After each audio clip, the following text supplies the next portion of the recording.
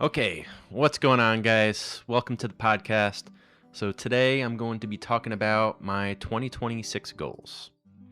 And I think what better place than to start off with what I achieved in 2025. So, what were my achievements in 2025? Well, I ended up in the first half of the year, I trained for a half marathon. I didn't do the half marathon because I'm a dummy and I was supposed to sign up for the race and I never signed up for the race. So the race was supposed to be like April, beginning April, middle of April, and I ended up training up to like 12 miles. And then when I went to go sign up to the race was filled. So, with that being said, I was still really proud of myself. That was the farthest I've ran. I think that's the first I've ran ever. I'd never ran over 10 miles before, I don't think. What was the furthest I ever ran? I don't know. 6, maybe 7 miles? Yeah, definitely never ran 10. But no, I mean, I was really proud because I ended up working up. I ended up running 12 miles. I ended up doing the 12 miles in like 2 hours. I think my goal for that race was to do the 13.1 miles in under 2 hours. So yeah, I was pretty proud of that one. Even though I didn't race 12 miles, it was definitely a painful but good experience. The next thing that I did was I actually ran a 5 mile race. So I've done a couple of triathlons before. So the most I've ever ran besides that half marathon and then this race was like 3 miles. So I ended up doing the Harvey Cedars Dog Day race on LBI. I ended up doing the 5 mile race in like 45 minutes. So I didn't really train too much for that one. Kind of just jumped into it, winged it. But 45 minutes, so like 9-minute miles. Wasn't too happy about it. But I mean, all things considered, didn't really train too much. Just kind of jumped into it. Ended up doing that one like the end of August. And then the next thing on my list for 2025 was I did the Point Pleasant triathlon, which is actually a really good experience. My one buddy called me last minute and asked me to sign up for it. So jumped into that one last minute. Didn't really train too much, and I hadn't really swam too much throughout the summer, just because I had plans to do the LBI triathlon, which is a sprint. So it's a 400-meter swim, it's a 10-mile bike, and then a 3-mile run.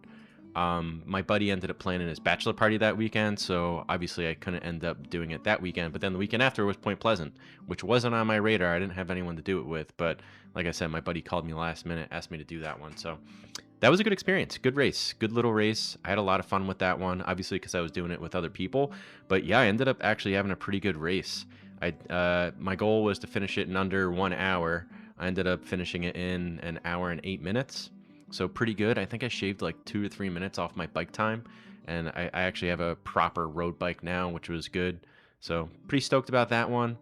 Um, Moving past the triathlon, I was really hoping to cut more weight last year. So usually during the spring, from January until June, I try to cut down and look good for summer, like most people do, right?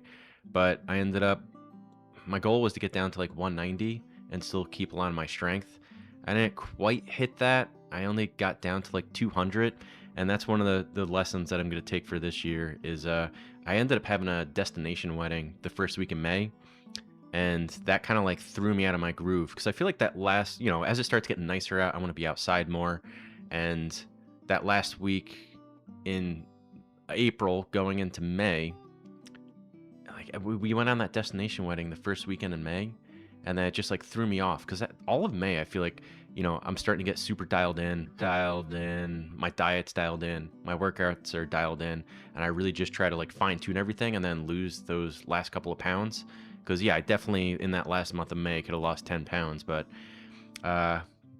discipline is very difficult. So going on that destination wedding, I let go a little bit, ended up having some alcoholic beverages and indulged in plenty of food, and that kind of set the pace for the summer. So I didn't really drop down as much as I wanted to, but I think even looking back and reflecting in the end of 2024, beginning of 2025, January, looking at like my weightlifting stats, I was actually really happy with all of my lifts. The main ones that I try to focus on is the overhead press, squat, bench, deadlift. So my overhead press, my goal last year was I wanted to hit the 100-pound dumbbells seated overhead press for a set of 5. Ended up getting 8. which I was really happy about. That's a lot of weight to put over your head.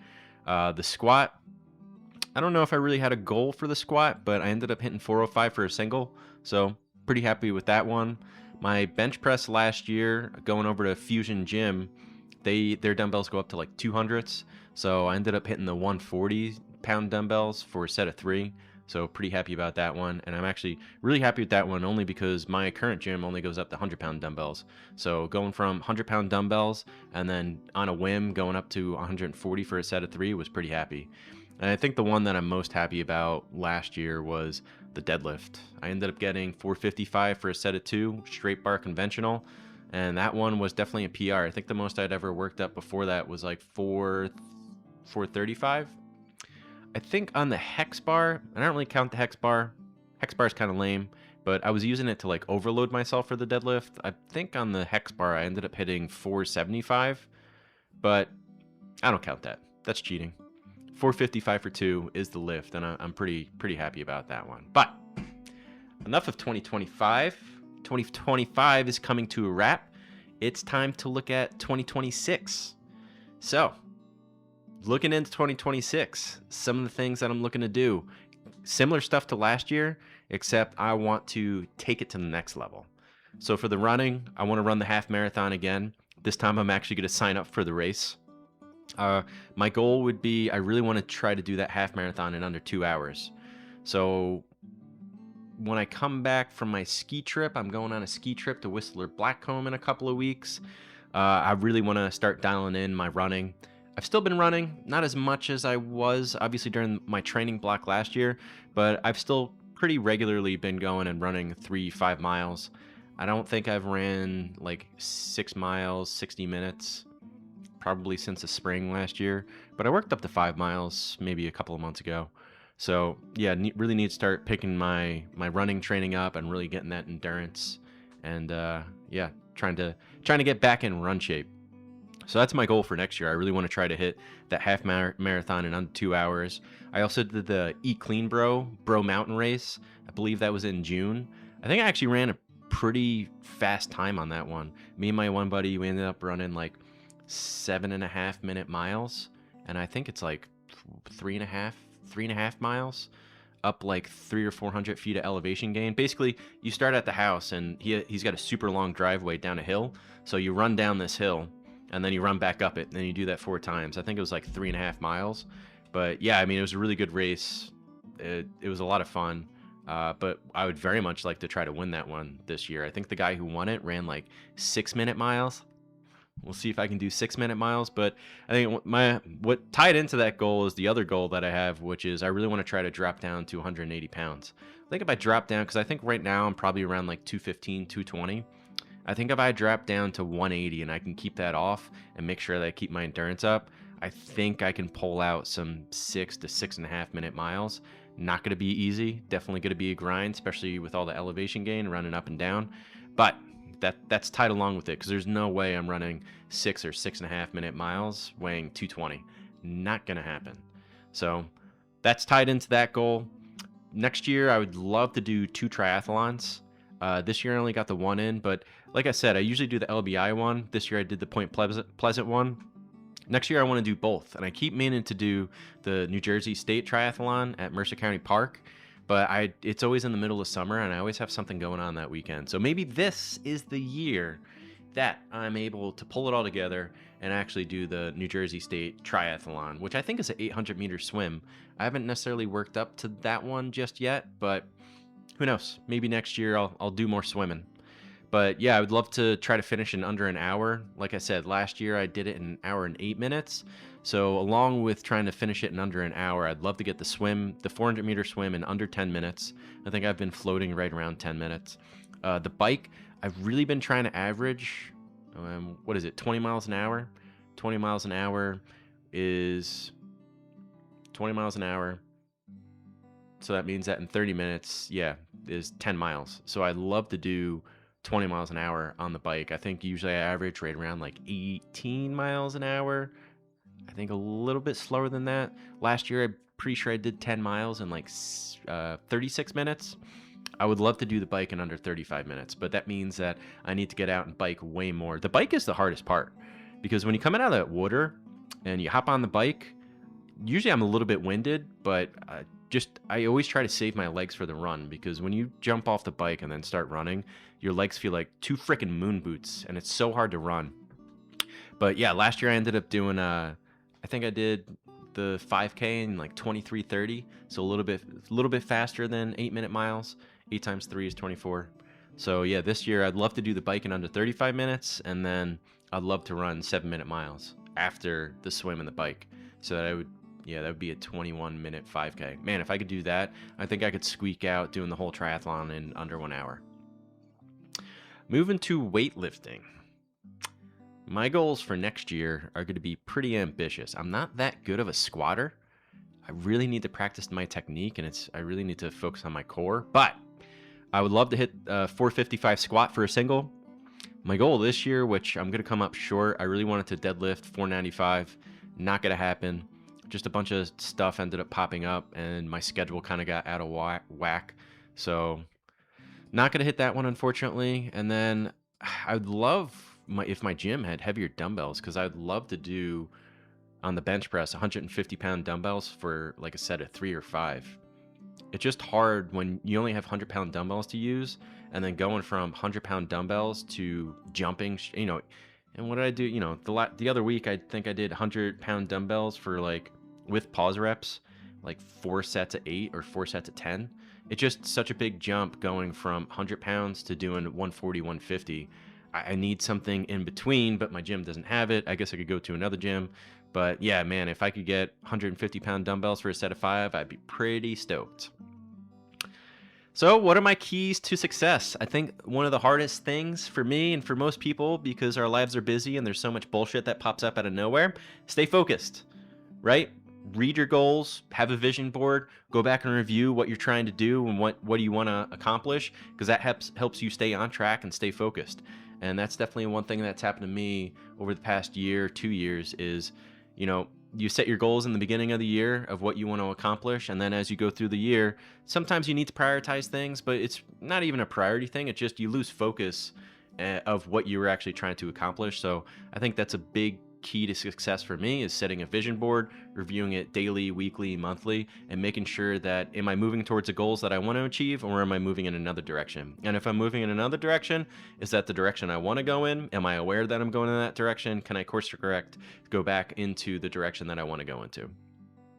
Discipline on the weekends. The weekends are rough, right? Working Monday through Friday, and I go to the gym 4:30 in the morning, Monday through Friday, and you get off on the weekends. You just want to kick back, relax, but you got to stay focused. And especially if I want to drop down from 220 to 180, that's going to take a lot of discipline. A lot of no junk foods on the weekends, no going out to parties, because I know if I go out to parties, I can't help myself. I just munch all the time. So really need to stay focused, stay laser focused and disciplined on the weekends. Because you can have a really good week. You can even, have a really good Monday through Saturday, and then have one really bad Sunday. You just eat way too much junk food. Maybe you have a couple too many beverages, and then that knocks you completely off course. One of the lessons that I learned from last year was kind of one of my snack foods that I was going to during my cut. I really dial my diet in, if I could say properly. I really dial my diet in, especially during the springtime. I'm usually pretty good at staying focused and staying consistent through the weekends, but one of the harder things is I love to snack. So usually I'll do celery and hummus. I'll cut up celery sticks and then kind of use it as a spoon and eat the hummus. But one thing that I was doing last year was mixed unsalted nuts. But I think my kryptonite was I would mix that with raisins, just sun-dried raisins. But I wouldn't just have like 1 handful or 2 handfuls. I would end up eating like handfuls and handfuls of these dried nuts with raisins. And when you think about nuts, they actually have a lot of fat in there. So they're very calorie dense. And if I just had like a couple handfuls to kind of quench my hunger, and like, a lot of times I'm just like bored or stressed. So I like munching on things. But yeah, I think I've got to limit myself to that, because there's definitely times where I would eat like, I don't even know how many grams, half a pound, maybe more, of mixed nuts and raisins. And then the raisins too, they're sneaky because they actually have a lot of sugar inside of them. So when I was just going to town on mixed nuts and raisins, I think I was eating way more calories than I thought I was, even though it was technically healthy, right? Mixed unsalted nuts usually is pretty good in moderation. Same thing with raisins. I think raisins are really good in a pinch. It's better to take raisins than it is to eat like a candy bar or something in moderation. And I think that was my problem. I wasn't doing it in moderation. I was just eating way too much. So going into the new year, need to be careful of that. Don't eat too many mixed nuts and raisins because that ended up being my downfall. I think also tying into that one is stress management. I am a stress eater. When I get stressed out at work, in life, at home, I tend to eat food, and not any food. I like to munch potato chips, chips and salsa, all of that good stuff, nachos. So if I can manage my stress better, be aware of when I'm stressed, try to find alternative ways to manage and deal with my stress, I think that's definitely going to make me achieving my weight loss goals and all of my fitness goals way easier, right? Because it's not like it's one or the other. They all kind of tie together. Um, so stress management. And then I think, a key to stress management is good sleep. You got to make sure you're sleeping good. And good sleep ends up spilling into every single thing that you do throughout the entire day, throughout your entire life for the most part. So I'm usually a pretty good sleeper, but sometimes on the weekends, stay up a little bit later with the wife. We'll watch movies or something. And I think the one thing that kills sleep like no other is alcohol. So really need to stay focused and disciplined on cutting all alcohol out. No beers, no whiskey, no margaritas, none of that stuff. And, the second benefit to that is usually when you drink alcohol, it makes you munch on food and eat unhealthy food. So cutting alcohol obviously gets rid of all that stuff. But then the other part to that too is you sleep like shit when you drink alcohol. So cutting alcohol, like if you look and I got the Garmin watch, so it tracks all of my sleep metrics. When I drink even like a beer with dinner before I go to sleep, my sleep score the next day is abysmal. And I can tell you for a fact that I wake up feeling like shit the next day when I drink alcohol. And even if it's just one drink, it's just the lack of sleep. You don't go into your REM sleep like you're supposed to. But yeah, I mean, if I can cut alcohol out, good sleep, stress management, be careful of eating those mixed nuts and raisins, stay disciplined on the weekend, and focus, and consistency. Those are the keys to success. All right, well, that about wraps it up. I think I've rambled on for long enough. That was 2026 goals. 2026 workout plan. Internal temp too high. Switching to you, camera. That's it from me. If you have any questions about workouts, diet plans, reach out to me. Would love to help you. And that's it. That's the pod. Taking that one from MFM.